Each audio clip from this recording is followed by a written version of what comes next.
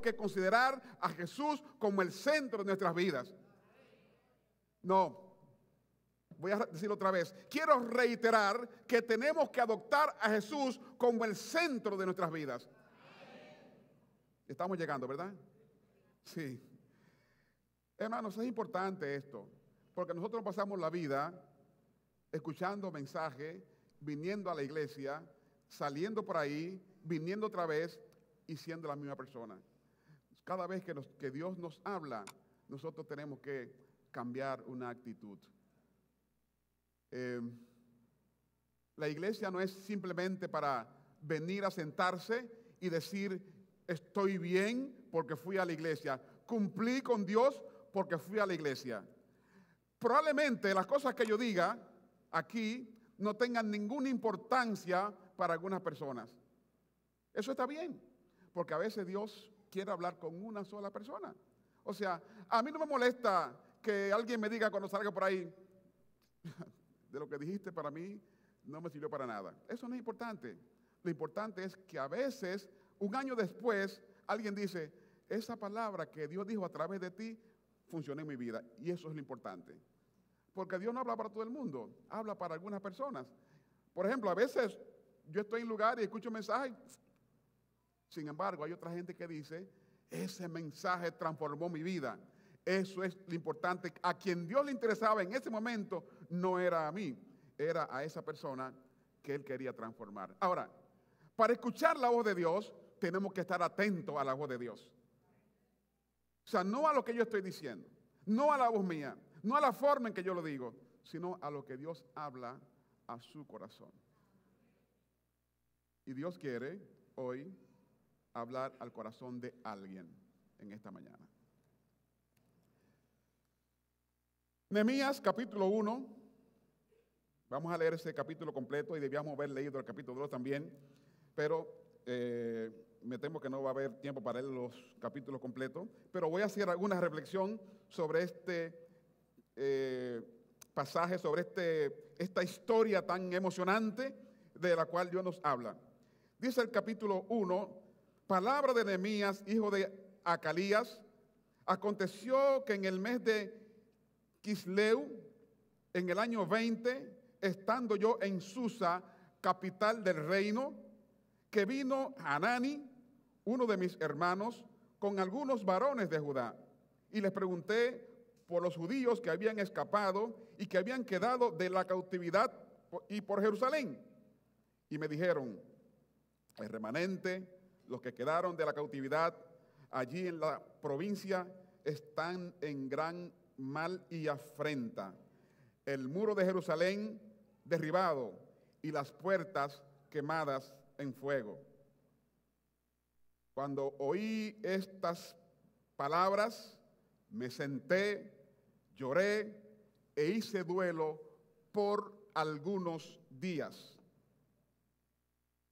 Y ayuné y oré delante de Dios, del Dios de los cielos.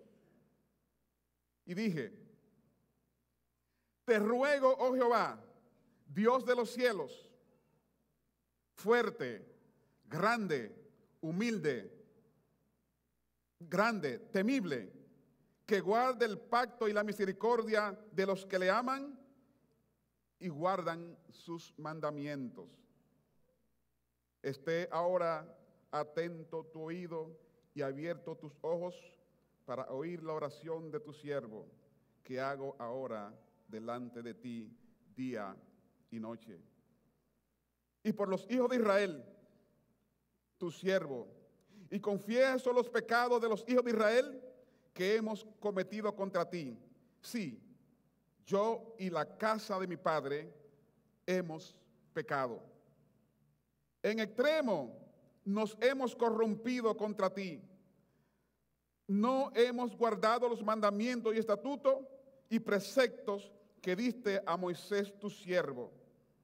Acuérdate ahora de la palabra que diste a Moisés tu siervo, diciendo, si vosotros pecareis, yo os dispersaré por los pueblos. Pero si os volviereis a mí y guardareis mis mandamientos y los pusiereis por obra, aunque vuestra dispersión fuere hasta los extremos de los cielos, de allí os recogeré y os traeré al lugar que escogí para hacer habitar allí mi nombre. Ellos pues son tus siervos y tu pueblo, los cuales tú redimiste, con gran poder y con tu mano poderosa. Te ruego, oh Jehová, esté ahora atento tu oído a la oración de tu siervo y a la oración de tus siervos, quienes desean reverenciar tu nombre. Concede ahora buen éxito a tu siervo y dale gracia delante de aquel varón, porque yo servía de copero del rey. Padre amado, te damos gracias en esta hermosa mañana. Señor, tú nos regalas este día de bendición y de gracia. Señor, tú nos regalas este día, Padre Santo, en tu presencia. Tú estás aquí en este lugar. Estás, Señor, presente en la vida de cada uno de los aquí, oh Dios. Pero también está presente en la vida de aquellos que por diferentes medios nos escuchan en esta mañana. Bendice, Señor, cada familia aquí representada, cada hermano o hermana aquí representada, cada hermano o hermana o amigo que nos escucha a través de otros medios, Señor. Igual los que no están en este lugar, pero que son parte de tu pueblo, te rogamos también por ello, para que tu presencia esté de su lado. Señor, tú conoces nuestras limitaciones. Conoce, Padre Santo, que no tenemos los instrumentos ni las herramientas, oh Dios, para hablar a tu pueblo. Pero tú sí tienes, Padre Santo, la palabra adecuada para cada corazón en esta mañana. Que tu Espíritu Santo, Señor, llene cada vida en este día. Y que tú tomes nuestra vida, Señor, y la transforme en una palabra tuya, Señor, para bendición de tu pueblo. Muchas gracias, Dios, en el nombre de Jesús. Pues Nehemías era un hombre de reino. Era un hombre que vivía en el palacio del rey. Era un hombre que tenía la facultad de entrar a la presencia del rey de entonces. Pero Nehemías no estaba en su casa. Nehemías no estaba en su pueblo. Nehemías estaba en otro lugar que no era su lugar. Pero él amaba a su pueblo, amaba a su gente. El pueblo de Israel constantemente estuvo pasando por circunstancias difíciles. Toda vez que el pueblo se apartaba de Dios, y fueron palabras que Dios había dado a su pueblo, que si ellos se apartaban de la ley, los estatutos y las leyes que él había dado a Moisés, entonces él lo iba a dispersar por diferentes lugares. Y Nehemías fue parte de esa dispersión. Y por eso muchos judíos andaban por diferentes partes y la ciudad estaba destruida, la ciudad de Jerusalén. Y parece ser que Nehemías tenía mucho tiempo que no escuchaba ni de su pueblo ni de su gente. Y probablemente su gente tampoco escuchaban respecto de él. Pero dice aquí la palabra de Dios que vinieron a visitarle su hermano Hanani y algunos otros varones a él. Y hay dos cosas que él pregunta. Él pregunta por los hermanos, por sus conciudadanos que habían escapado de la cautividad, aquellos ciudadanos suyos, compañeros, que habían quedado allí, pero que tuvieron que salir a otro lugar. Y pregunta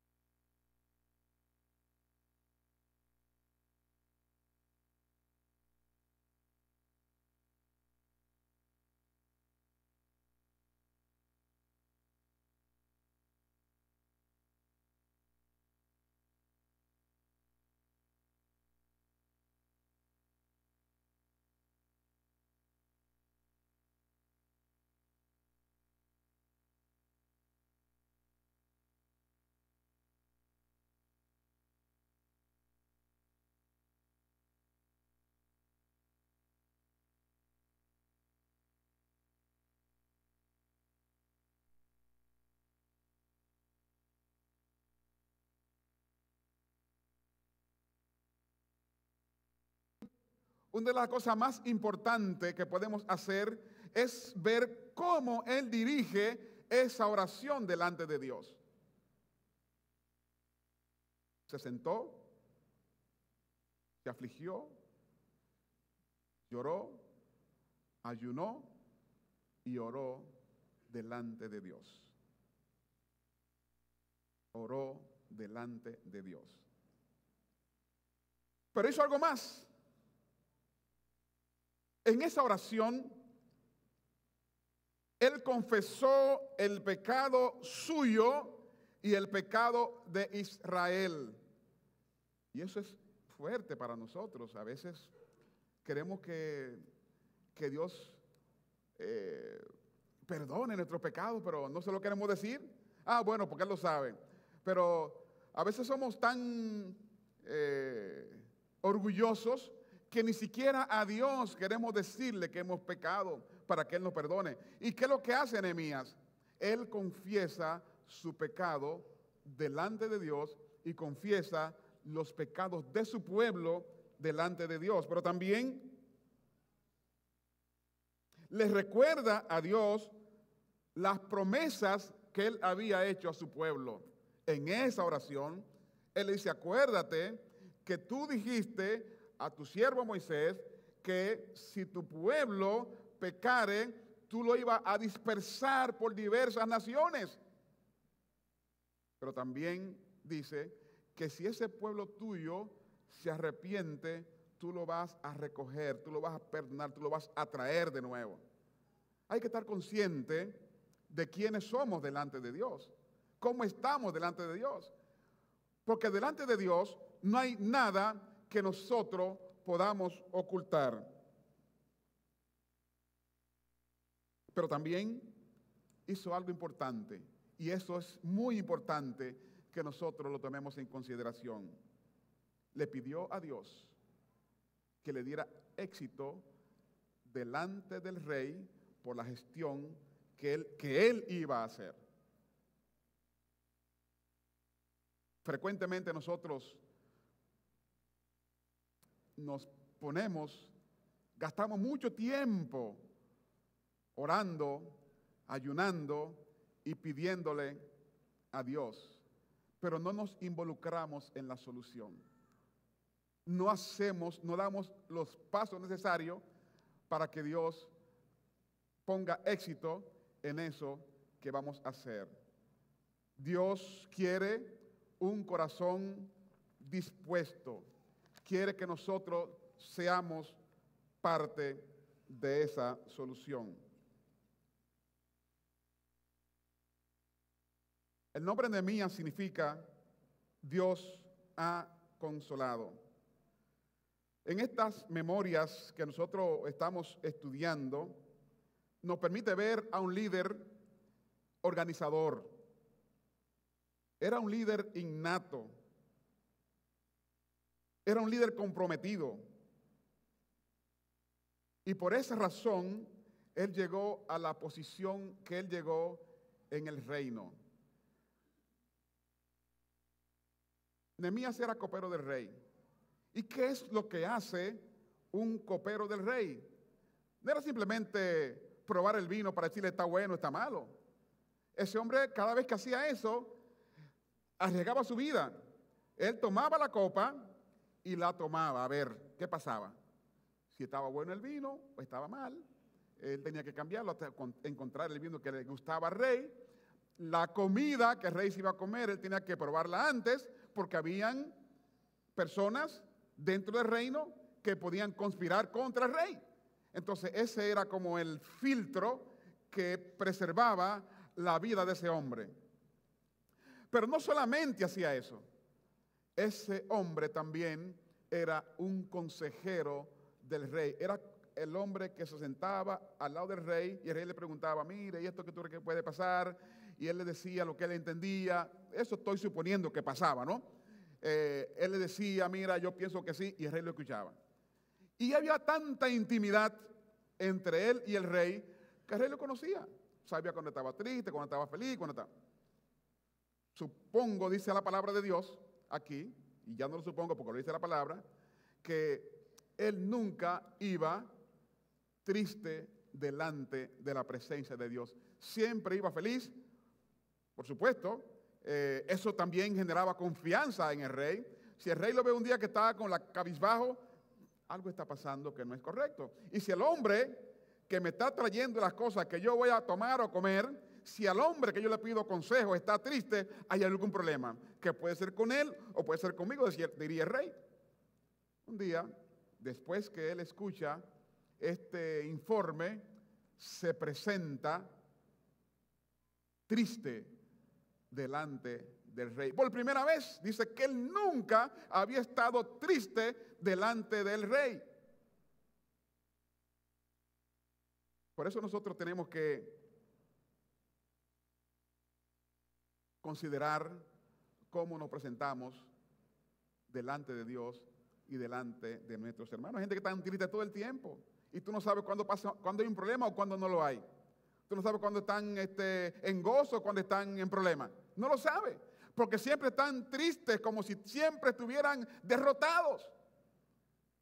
Dice la palabra de Dios que hay tiempo para todo. Entonces, usemos el tiempo de reír para reír, el tiempo de gozar para gozar y el tiempo de llorar para llorar. Pero hay gente que llora todo el tiempo. Si hacemos eso, entonces no estamos bien delante de Dios. Entonces, lo que quiero decir en esta parte es que Nehemías era el segundo hombre de más confianza en ese reino. Su vida, la vida de el rey, estaba en la mano de ese hombre. Por lo tanto, había que tratarlo bien. Yo siempre le decía a Estela en mi casa, cuando había gente, muchachas que cocinaban en la casa, digo, no pelee con la muchacha que cocina. Esa muchacha trátamela bien, es una princesa aquí, porque es la que prepara lo que tú te vas a comer. Y ese hombre era el que traía lo que el rey se iba a comer. Había que tratarlo bien. Y eso se lo digo como a ustedes. Si tienen gente en su casa que hacen cosas para ustedes, trátenlo bien, trátenla bien. Sobre todo a la que cocina, a la que le trae la comida, trátenla bien. Yo veo a esa gente que la tratan mal, como, no, trátenla como una princesa. Y usted verá que le pondrá lo mejor siempre a la mesa. Y usted le hacía eso, ¿no? Para que la muchacha, pues, estuviera contenta, ¿no? Y a pesar de que Nehemías tenía ese poder de hablar con el rey cuando quisiera, su corazón estaba en Jerusalén.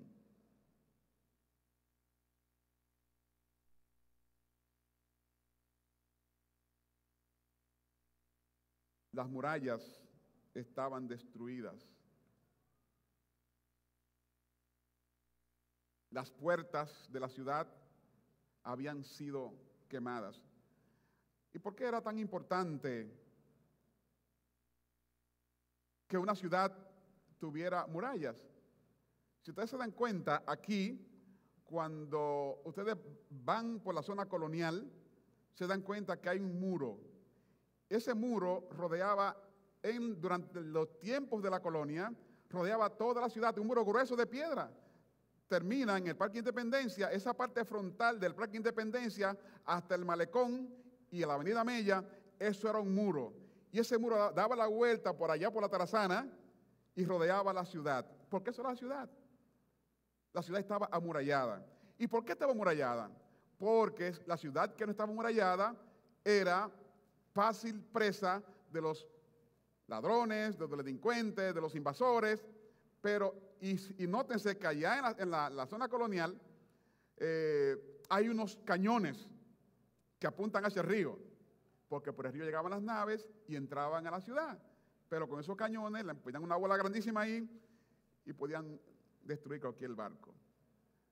En ese tiempo, que era mucho más antiguo que esta ciudad de Santo Domingo, las ciudades que no tenían muralla eran presa fácil de los ladrones. Venían turbas, lo invadían, lo destruían, mataban a la gente, les robaban lo que tenía la gente y vivía en zozobra. De modo que si Jerusalén, que era una ciudad tan importante, no tenía muralla, estaban quemadas las puertas, cualquiera podía entrar. Eso obviamente no dejaba en paz a un pueblo que tenía tantos enemigos. Todos esos pueblos aldeanos estaban enemigos de Jerusalén. Por lo tanto, la gente que vivía ahí, si no había muralla, iba a ser presa del asedio constantemente. Por esa razón, Nehemías se preocupa y se aflige porque probablemente él estuviera pensando que en ese lugar estaban las puertas, estaban las murallas, entonces estaba ahí desarrollándose, aunque tenía su posición en el reinado, pero él podía estar, ese pueblo podía estar tranquilo. Sin embargo, cuando él se da cuenta de lo que está pasando, se afligió grandemente y decide enfrentar al rey, no enfrentarlo de manera violenta, sino confrontarse con él para ver cómo el rey puede ayudarle a recuperar esto. Y él da varios pasos.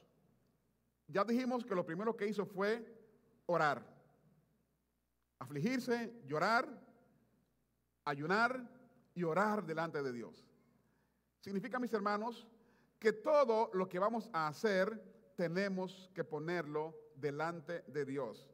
Nehemías era un hombre que no actuaba sin orar, pero también era un hombre que no oraba sin actuar. Eso significa que tenemos que involucrarnos en las acciones que Dios quiere hacer con su pueblo. Y voy a pasar rápidamente a los 5 pasos que yo quiero comentar con ustedes en esta mañana. Hay 5 cosas importantes que Nehemías hace y que debe ser parte de nuestra estrategia para poder estar bien delante de Dios. Lo primero que él hace en su oración, después de recibir este informe de su hermano y de otros varones, es orar a Dios. Entonces, en esa oración, él reconoce su condición. En el verso 6 de ese capítulo 1 dice: sí, yo y la casa de mi padre hemos pecado. Dice la palabra de Dios que todos nosotros somos pecadores, pero nos cuesta reconocer eso. Cada día, a veces de manera consciente, a veces de manera inconsciente, pecamos contra Dios, por muchísimas razones. No hay un día que usted no cometa una falta delante de Dios. Pero somos muy duros para decir: Señor, he pecado contra ti, perdóname, restáurame, hazme nuevo. No queremos hacer eso. Probablemente Nehemías estaba haciendo las cosas correctas delante de Dios y delante del rey, pero dice: sí, yo y mi pueblo hemos pecado. En gran manera nos hemos corrompido. Recuérdense también el caso de Job. Dice que Job hacía sacrificio todos los días, por si acaso alguno de sus hijos hubiese cometido algo. ¿Y a quién le cae todo el peso de la agitación del enemigo que Dios permitió? A Job. Entonces, no dejemos nosotros, mis hermanos, de reconocer nuestra condición que Dios hace. Lo primero que Nehemías hizo, camino a la reconstrucción, acuérdense que el objetivo de esto es la reconstrucción de Jerusalén, fue reconocer el pecado de él y de los demás. Es necesario, para entrar en esa restauración, reconocer que hemos pecado. La palabra dice que si hemos cometido pecado, abogado tenemos. O sea, no hay problema, hermano, que reconozcamos que hemos pecado contra Dios. Porque si nosotros reconocemos eso, ya estamos en una conversación con Dios. Ya comienza Él a sensibilizarse con nosotros. Y Él tiene a Jesucristo, abogado, que está frente a su trono en defensa nuestra. Así que no tengamos, mis hermanos, problema en decirle a Dios, nosotros hemos pecado contra ti, te hemos fallado, no hemos hecho tu voluntad, en gran manera nos hemos corrompido. Y recuérdense que le he dicho que a veces creemos que estamos haciendo todas las cosas bien, pero no hay manera, vivimos en un mundo de pecado. Lo segundo fue, primero, reconocer el pecado y segundo, confesar este pecado. Este segundo paso que Nehemías llevó a cabo fue confesar el pecado. Dice en Proverbios capítulo 28, verso 13, que el que encubre su pecado no prosperará, mas el que lo confiesa y se aparta hallará misericordia. En este punto es muy importante para nuestra restauración. El confesar nuestros pecados nos libera del pecado mismo y nos permite entrar en un tiempo de refrigerio delante de Dios. Reconocer el pecado, confesar el pecado, eso es importante. Y es importante, mis hermanos, que nosotros aprendamos este principio que Jeremías aplicó para poder conseguir esa reconstrucción. Y usted dirá, bueno, pero yo no tengo ninguna muralla que reconstruir. Nuestra vida es una vida en construcción cada día. Y cada día tenemos que poner un ladrillo más. Acuérdense que nosotros tenemos que llegar al reino de los cielos y tenemos que estar preparados cada día para ello. Por lo tanto, cada día nosotros tenemos que venir delante de Dios y de las cosas que no nos hemos dado cuenta, aún tenemos que pedirle perdón a nuestro Dios. Tenemos que reconocerlo y tenemos que pedirle perdón a Dios. La tercera cosa que Nehemías hace, y vemos el verso 5 de este capítulo 1, dice, y dije al rey, del verso 2, capítulo 2, verso 5, y dije al rey, si le place al rey y tu siervo ha hallado gracia delante de ti, envíame a Judá, a la ciudad de los sepulcros de mi padre, y yo, suena a mí diciendo, y yo la reedificaré. Eso significa que nosotros tenemos que involucrarnos en lo que Dios quiere hacer. Si el pueblo se había humillado, significaba que iba a ser reconstruido. Ahora, Dios no iba a ponerse a poner madera y zinc y piedra para reconstruir el muro. Tenían que hacerlo los hombres y alguien tenía que hacerlo. Pasaron casi 100 años con esos muros en esa condición. ¿Pero qué pasaba? ¿Por qué no se reconstruía? Varias cosas pasaron ahí. Estaba rodeado de pueblos enemigos y los políticos estaban opuestos a eso. Pero también hacía falta un líder que dijera, yo estoy comprometido con esta reconstrucción.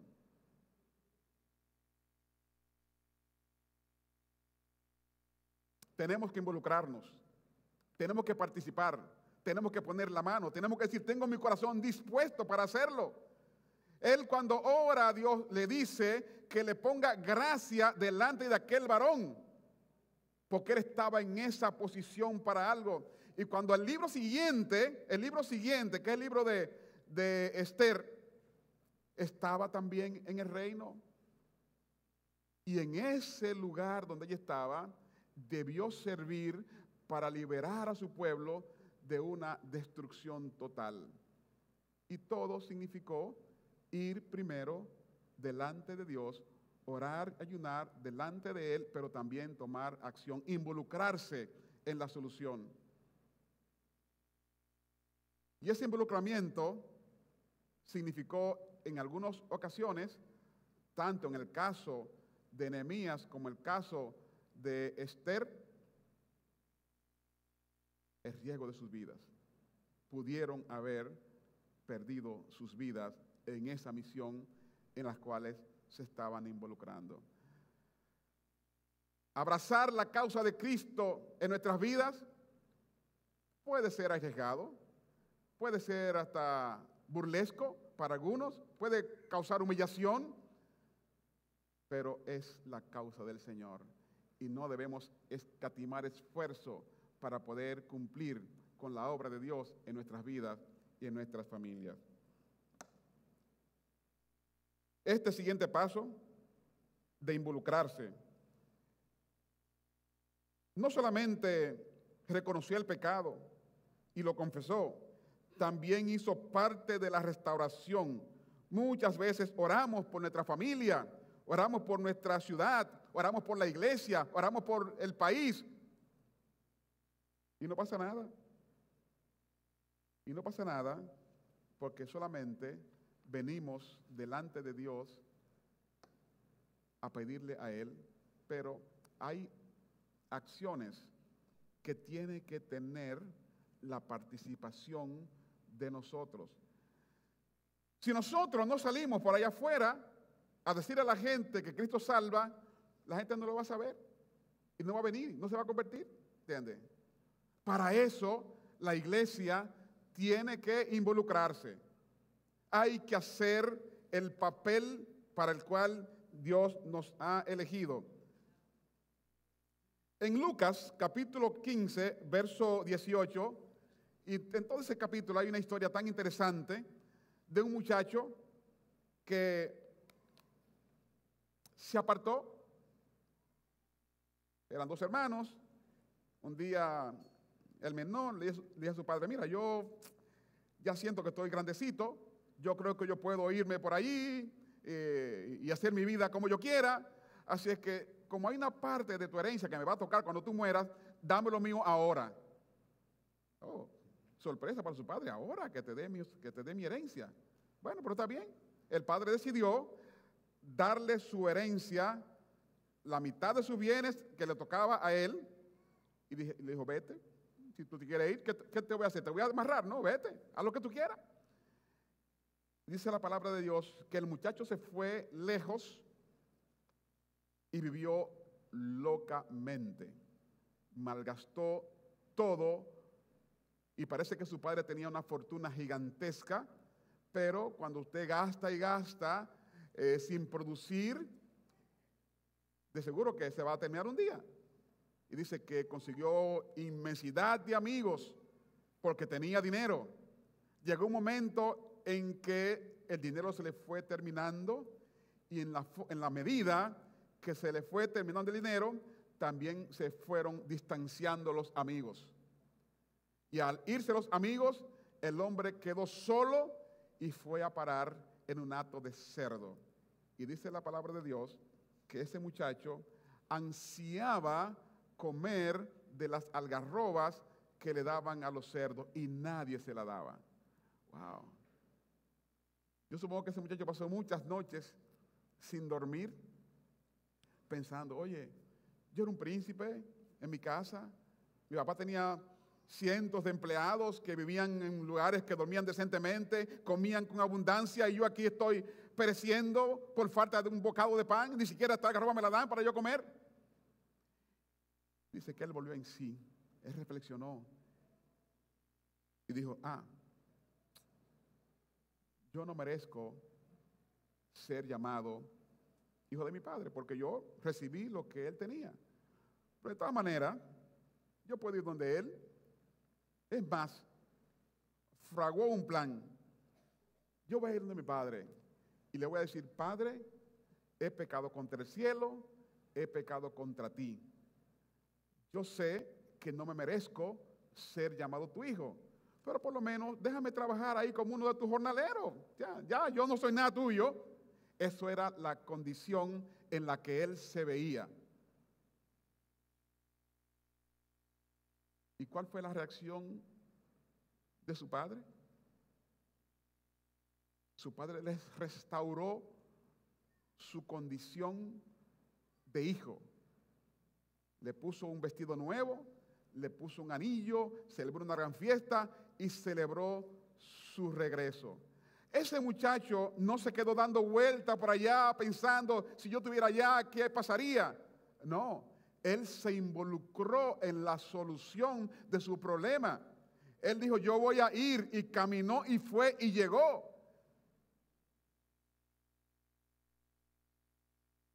Y Dios le restauró su condición.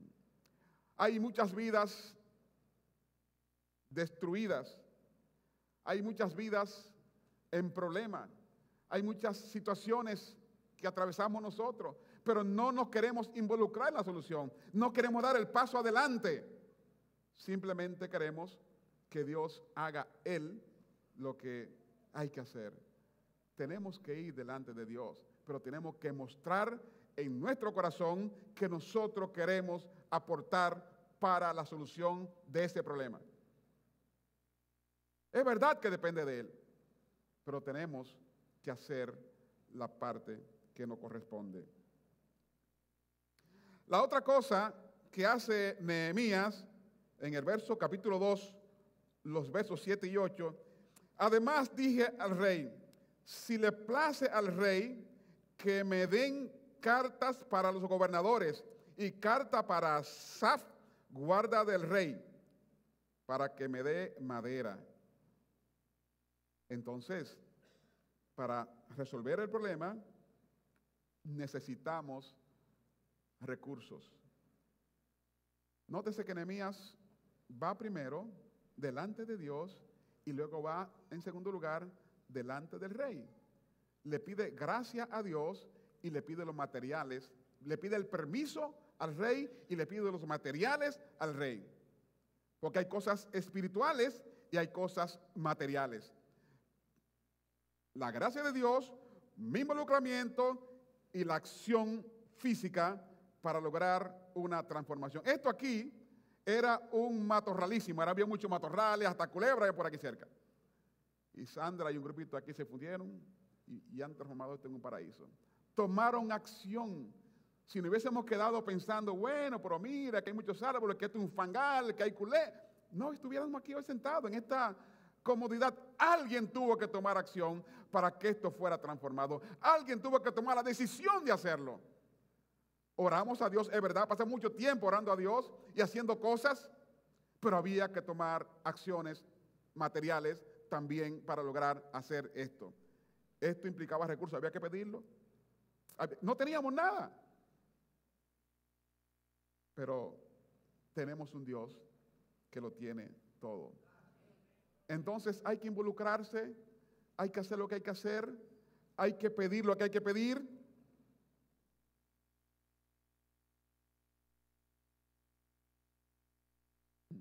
Algo interesante aquí dice que hay recursos espirituales que nosotros tenemos que esgrimir, y quizás tenemos la sangre de Cristo, tenemos la palabra de Dios, tenemos el Espíritu Santo. Son recursos que tenemos que pedir a Dios.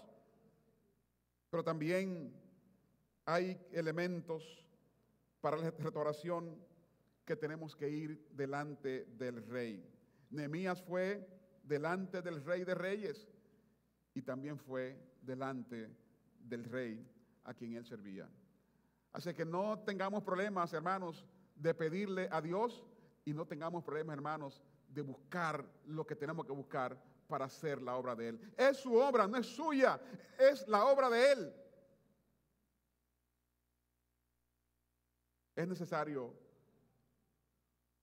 que muchos de nosotros aprendamos de Nehemías.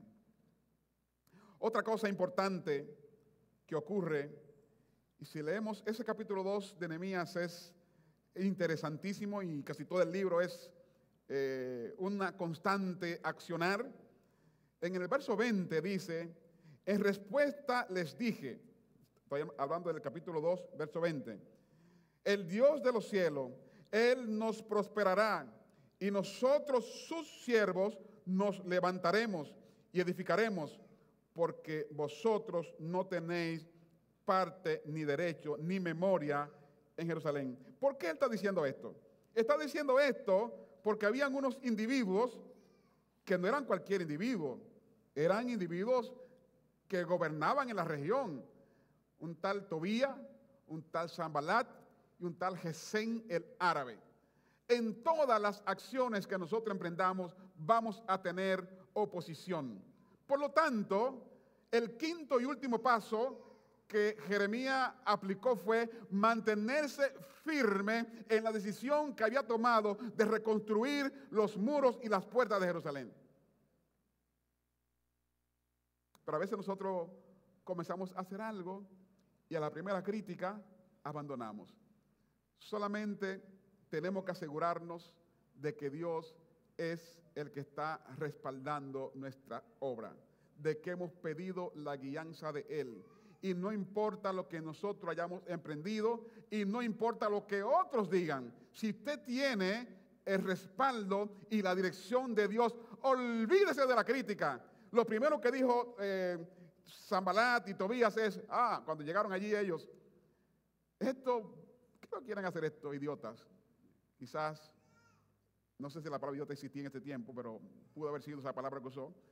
Lo que ellos hacen, hasta una zorra lo va a derribar, ¿entiende? Sin embargo, la estrategia gerencial de Jeremías y organizativa permitió que lo que ellos hicieran, lo hicieran con firmeza.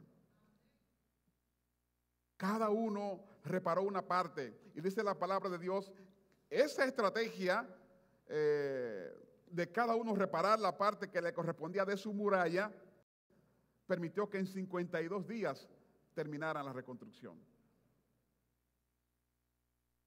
Y cuando ellos vieron, cuando Sanbalat, que era gobernador de Samaria, o sea, no era un individuo cualquiera, era un gobernador de una de las provincias, y en esa, donde él vivía, habían judíos que vivían ahí, que él lo quería tener esclavo allá.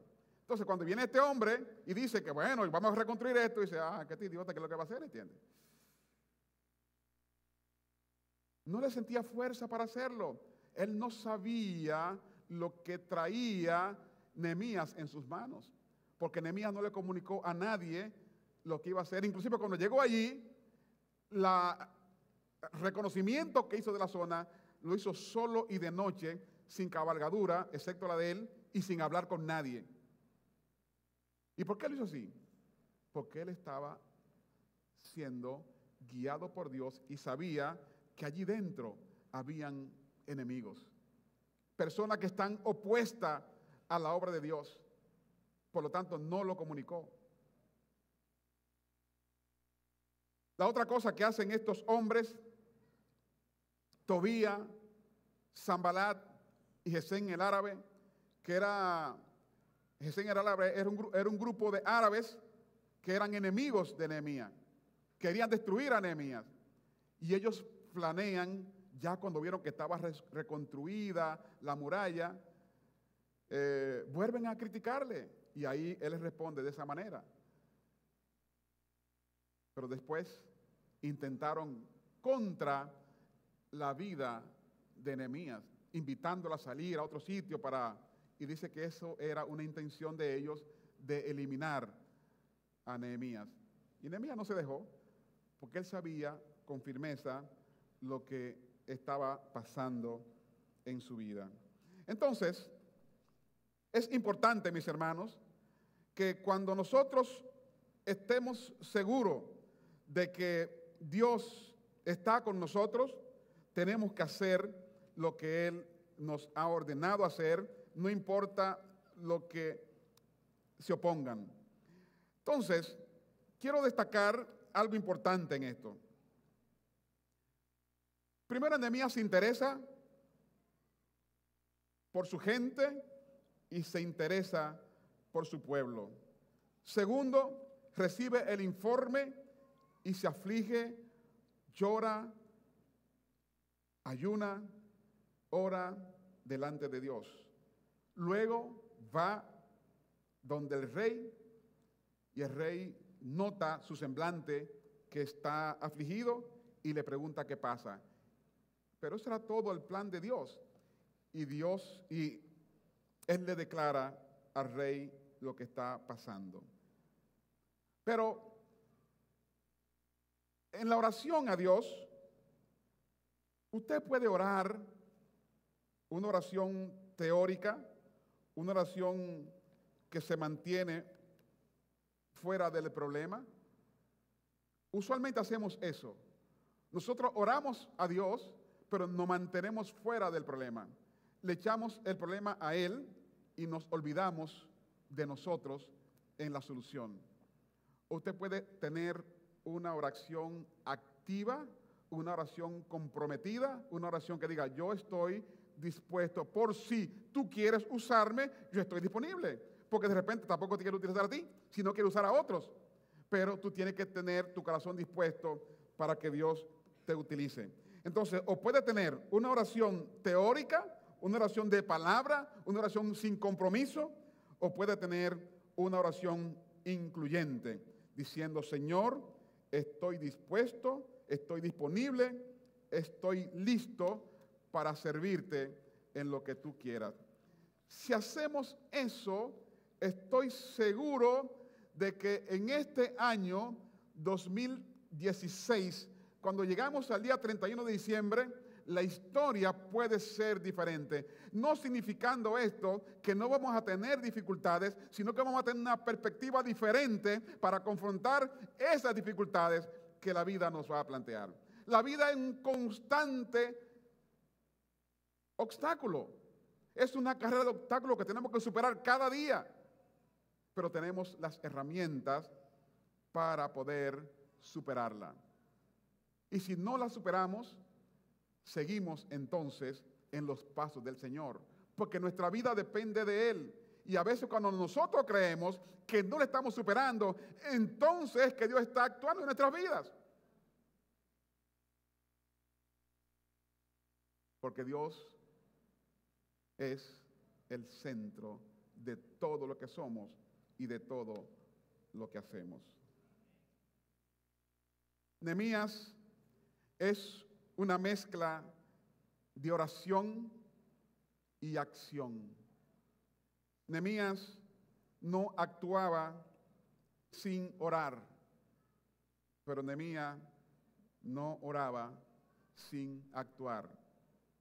No podemos quedarnos todo el tiempo sentado en un lugar esperando que Dios haga las cosas.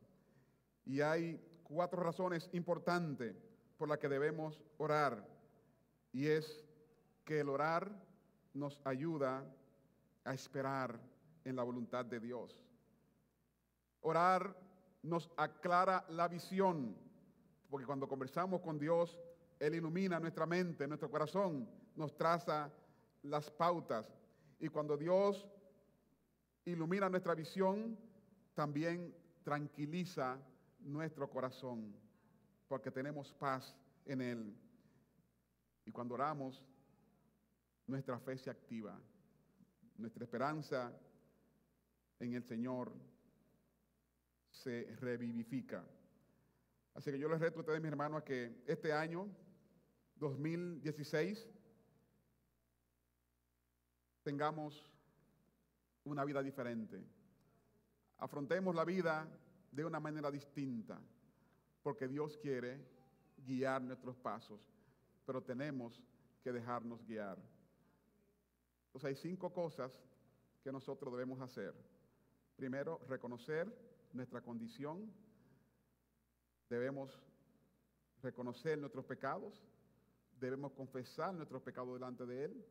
Debemos reconocer que somos infieles a Él, pero también tenemos que ir delante de Él y tenemos que confesar, tenemos que involucrarnos en la acción que Dios tiene para nosotros. Tenemos que estar dispuestos nosotros a poner nuestras vidas.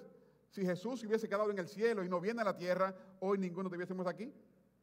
Él tuvo que tomar acción también, y esa acción le costó su vida para que usted y yo estuviésemos aquí en este día.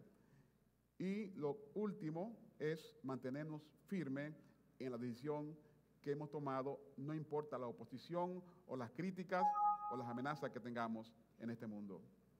Si hacemos eso, la historia de nuestras vidas va a ser diferente, cualquiera que sea el resultado.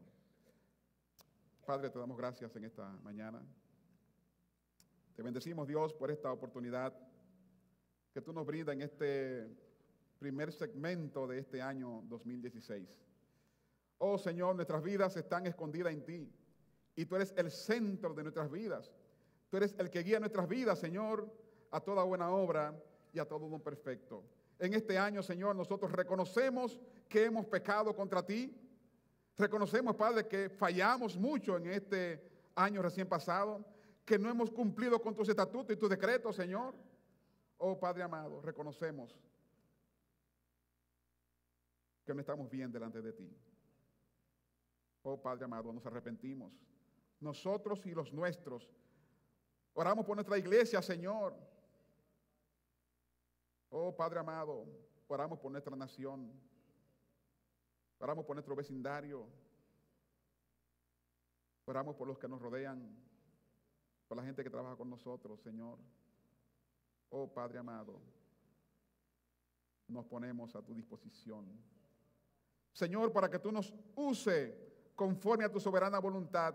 Estamos dispuestos, mi Dios. Estamos aquí, oh Dios, listos para involucrarnos en tu tarea, Padre Santo. Oh Dios, pedimos tu gracia para que tú pongas los recursos necesarios, espirituales y materiales, para que podamos cumplir esa misión. Oh Señor de los cielos, te rogamos por tu misericordia que nos ayude a mantenernos firmes, Señor, en la decisión que hemos tomado de seguirte a ti y de que tú seas el centro de nuestras vidas. Gracias, Padre, por tu bendición. En el nombre de Jesús. Amén. No sé si hay aquí alguna persona que no conoce al Señor y que quiere comenzar este año de una manera agradable delante de Dios. Si hay alguna persona que tiene la intención de entregar su vida a Dios, nosotros hoy estamos dispuestos a presentarle delante de Dios. Si usted quiere que Dios sea el centro de su vida, Él está disponible para usted. ¿Hay alguna persona aquí que está dispuesto a entregar su vida hoy en este primer día del año, primer domingo del año 2016, para que su vida comience de una manera productiva?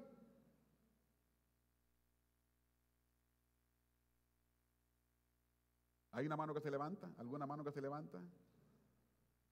¿Sí? ¿Alguien dijo que sí?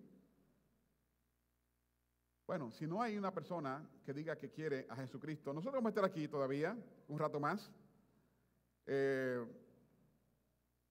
para que Dios siga actuando en su corazón.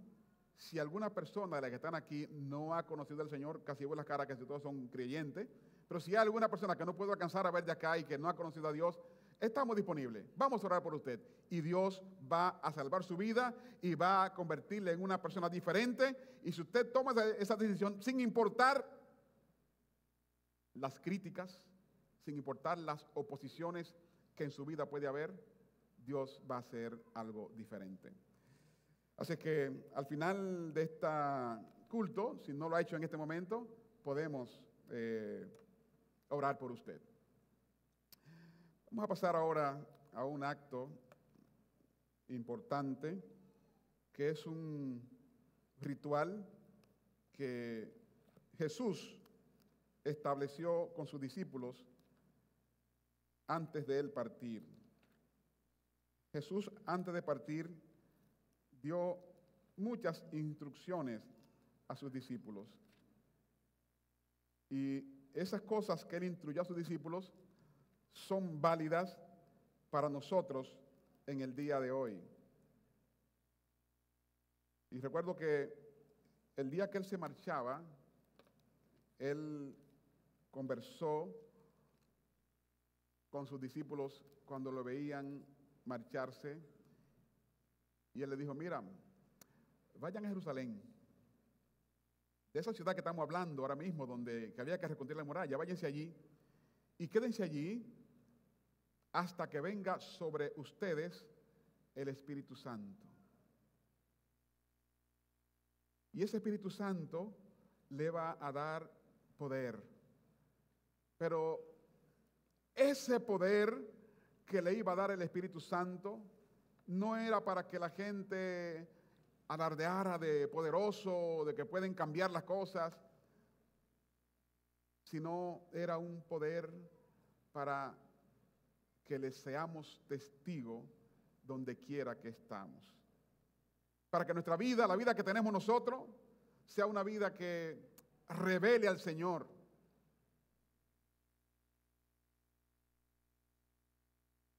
Y para que la vida de Cristo se revele en nosotros, debemos ser un cuerpo con Él. Y Él simbolizó eso una noche, la misma noche que Él iba a ser entregado.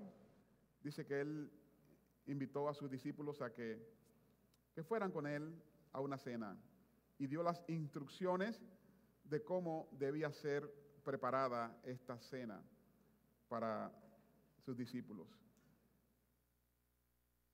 Y dice la palabra de Dios que esa noche Jesús partió el pan y se lo dio a sus discípulos. Dice que también tomó la copa.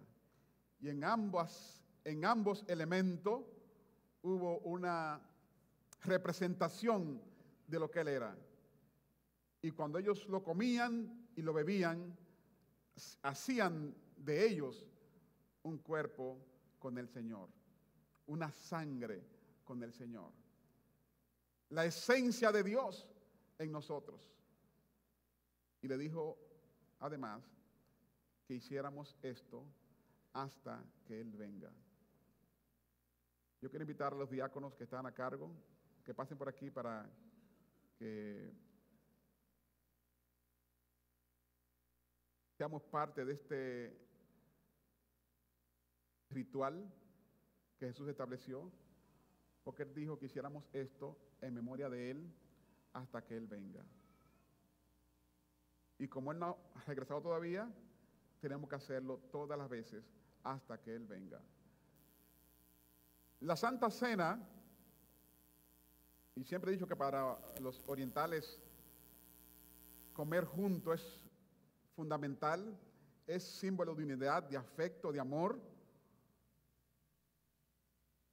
Y lo aprendí cuando fui a Corea por primera vez, Corea del Sur, porque a veces no nos entendíamos, casi nunca nos entendíamos con los ministros de allí, pero para ellos, aunque tú no pudieras hablar con ellos, ni nos pudiéramos entender en ningún idioma, porque no tenemos idioma de coreano, pero si comíamos juntos, ya eso era como un símbolo de afecto, de amor, de unidad los unos con los otros. Y ya te consideraban su amigo. Y si alguien no comía, lo se preocupaban por eso. Y eso viene de ahí, de que era necesario que ese momento de la cena del Señor fuera impartida como una parte integral del cuerpo de Cristo. Ahora, ¿quiénes son las personas que tienen derecho a esta cena? ¿Quiénes son los invitados a esta cena? En esta iglesia, los hermanos bautizados, condición 1, hermanos bautizados, y los bautizados que estén en plena comunión con la iglesia. Esos son invitados especiales a esta cena. Hermanos bautizados y en plena comunión con la iglesia. Y decimos esto porque hay hermanos que son bautizados, pero por alguna razón no están en plena comunión con la iglesia. Eso van a hacerlo después, en otra ocasión. Pero hay hermanos de otras iglesias, cristianas evangélicas, que son también bautizados y que tienen comunión con su iglesia, también son invitados a ser parte de esta celebración. Por eso quiero invitar a los hermanos, mientras los jóvenes cantan, que vengan, que hagan 2 filas. Todos los hermanos de esta iglesia y de otras iglesias bautizados y en plena comunión, que pasen, que tomen 2 filas aquí para comenzar a recibir los elementos y esperar la instrucción para que los puedan tomar, entonces hacer lo que corresponda. Pasen, por favor.